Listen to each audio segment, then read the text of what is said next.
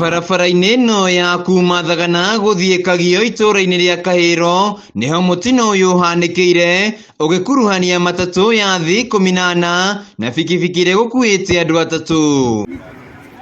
Kũringana na arĩa meyoneire mũtino ũyũ ũkĩhanĩka, bikibiki ĩrĩa gũkuĩte andũ atatũ ĩgũtwaragwo na thibidi ya igũrũ makĩria na ĩgĩthiĩ kumĩra barabara-inĩ ĩno ndĩnaheana mweke wa ngari iria ingĩkũhĩtũka na yagera mwena ũrĩa ĩtagĩrĩire na kũgũthana matatũ ĩno ya gũkua thĩ 18. Vijana watatu walikuwa wametoka pande ya Sagana wakiwa wamebebana na pikipiki.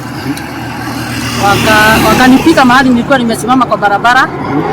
Wakasema wavuke pande nyingine waingie kwa duka.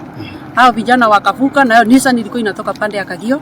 Wakakutana Nissan na pikipiki kagongwa na gari. Mĩĩrĩ ya atatũ aya nĩ yeheretio na gũtwarwo nyũmba-inĩ ya kũiga mĩĩrĩ ya thibitarĩ wa Murang'a, gũkũ atandatũ arĩa maguraririo magĩtangĩkĩrwo thibitarĩ-inĩ mũnini wa Thagana.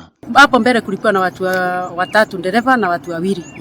Watu wawili walikuwa wamekwama hapo mbele, mmoja alikuwa amevunjika miguu kabisa na huyo mwingine hakuwa ameguswa mahali lakini alikuwa amekwama hapo. Tukamtoa akatuambia hana mahali anasikia uchungu hata kidogo, lakini huyo mwingine tukapata amevunjika mguu kabisa. Tukamtoa na akachukuliwa na askari na akapelekwa hospitali. Ndeto ĩno nĩ ĩkĩrĩtwo mũkonde nĩ mũnene wa borithi kaunti-inĩ ya Kirinyaga Mathew Mang'ira, akiuga matatũ na bikibiki nĩ itwarĩtwo ceceni-inĩ ya borithi ya Thagana kũrĩa rĩu ũthuthuria nĩ wambĩkĩtwo. Watu wa pikipiki wale wana drive pikipiki wakiwa walevi, mimi ningelipenda kuwaonya kwa sababu ukiwa mlevi haufai kuendesha pikipiki.